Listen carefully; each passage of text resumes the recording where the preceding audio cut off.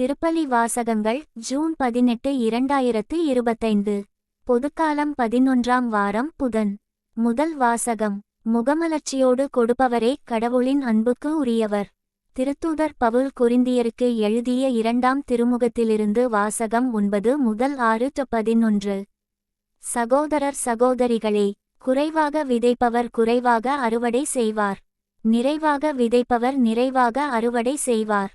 இதை தெரிந்து கொள்ளுங்கள். ஒவ்வொருவரும் தம்முள் தீர்மானித்தபடியே கொடுக்கட்டும்.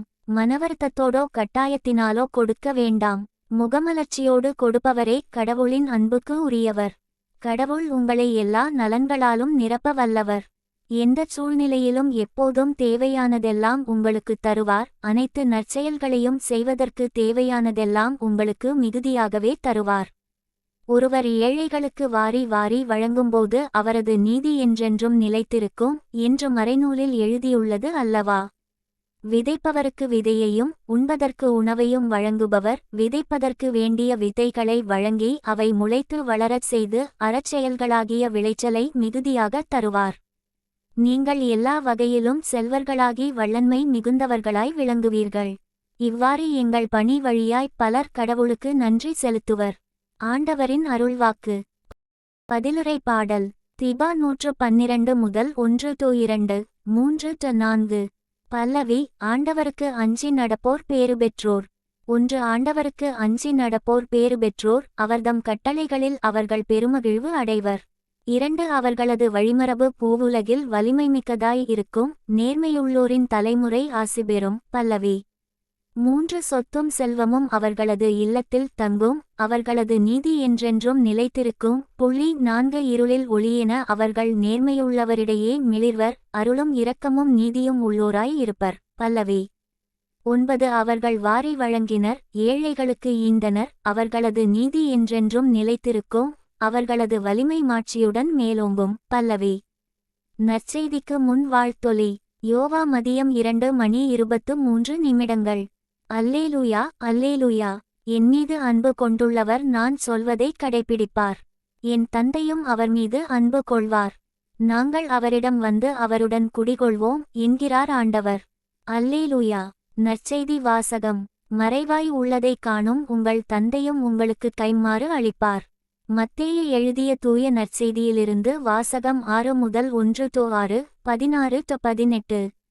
அக்காலத்தில் இயேசு தம் சீடரை நோக்கி கூறியது, மக்கள் பார்க்க வேண்டுமென்று அவர்கள் முன் உங்கள் அறச்செயல்களைச் செய்யாதீர்கள். இதை குறித்து நீங்கள் எச்சரிக்கையாய் இருங்கள். இல்லையென்றால் உங்கள் விண்ணக தந்தையிடமிருந்து உங்களுக்கு கைம்மாறு கிடைக்காது. நீங்கள் தர்மம் செய்யும்போது உங்களைப் பற்றி தம்பட்டம் அடிக்காதீர்கள். வெளிவேடக்காரர் மக்கள் புகழ வேண்டுமென்று தொழுகைக்கூடங்களிலும் சந்துகளிலும் நின்று அவ்வாறு செய்வர். அவர்கள் தங்களுக்குரிய கைம்மாறு பெற்றுவிட்டார்கள் என உறுதியாக உங்களுக்குச் சொல்கிறேன்.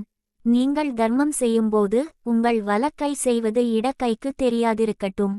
அப்பொழுது நீங்கள் செய்யும் தர்மம் மறைவாயிருக்கும், மறைவாய் உள்ளதைக் காணும் உங்கள் தந்தையும் உங்களுக்கு கைம்மாறு அளிப்பார். நீங்கள் இறைவனிடம் வேண்டும்பொழுது வெளிவேடக்காரரைப் போல் இருக்க வேண்டாம். அவர்கள் தொழுகைக்கூடங்களிலும் வீதியோரங்களிலும் நின்று கொண்டு மக்கள் பார்க்க வேண்டுமென இறைவேண்டல் செய்ய விரும்புகிறார்கள். அவர்கள் தங்களுக்குரிய கைம்மாறு பெற்றுவிட்டார்கள் என உறுதியாக உங்களுக்குச் சொல்கிறேன்.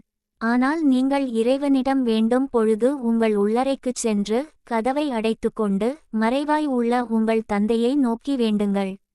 மறைவாய் உள்ளதைக் காணும் உங்கள் தந்தையும் உங்களுக்கு கைம்மாறு அளிப்பார். மேலும் நீங்கள் நோன்பு இருக்கும்போது வெளிவேடக்காரரைப் போல முகவாட்டமாய் இருக்க வேண்டாம். தாங்கள் நோன்பு இருப்பதை மக்கள் பார்க்க வேண்டுமென்றே அவர்கள் தங்கள் முகங்களை விகாரப்படுத்திக் கொள்கிறார்கள். அவர்கள் தங்களுக்குரிய கைம்மாறு பெற்று விட்டார்கள் என உறுதியாக உங்களுக்குச் சொல்கிறேன். நீங்கள் நோன்பு இருக்கும்போது உங்கள் தலையில் எண்ணெய் தேய்த்து முகத்தை கழுவுங்கள், அப்பொழுது நீங்கள் நோன்பு இருப்பது மனிதருக்கு தெரியாது, மாறாக மறைவாய் இருக்கிற உங்கள் தந்தைக்கு மட்டும் தெரியும். மறைவாய் உள்ளதைக் காணும் உங்கள் தந்தையும் உங்களுக்கு ஏற்ற கைம்மாறு அளிப்பார். ஆண்டவரின் அருள்.